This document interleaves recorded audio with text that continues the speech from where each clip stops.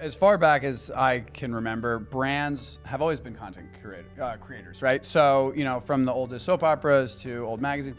Why is native and this idea of, you know, brands as content curators so relevant right now? What is it about now that people are suddenly paying attention to it when it's been in many ways around forever? I mean, I think it's mostly in part due to just really the fragmented media marketplace, right, and how, you know, traditional television, print, and digital are not the only game in town anymore. And so for us, you know, we relaunched our website at the beginning of the year, and we recognized the vast amount of owned content that we would need.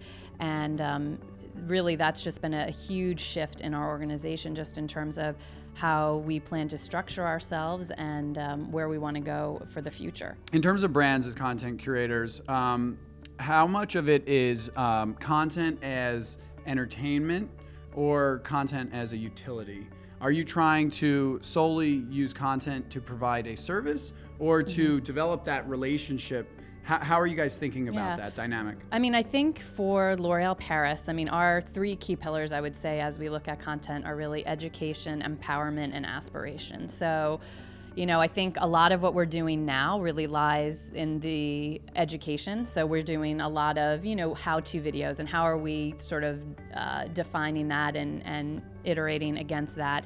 You know, we also are a huge sponsor of a lot of award show platforms, for the Golden Globes, for example. So how can we take the aspiration that's so important to our brand and our consumers, and how can we start creating content around that? But a lot of it does, for right now, lie with education. But then I think it also depends on how are you defining content. So for me, you know, in addition to creating a lot of videos, there's a lot of things that we do with our partners. So we have had a long-standing relationship with Project Runway. So, you know, something like that is more about the entertainment value and being... or the association. Yeah, the association with that. So I think it really just goes back to sort of how are you defining it and what's really important in those three pillars for us.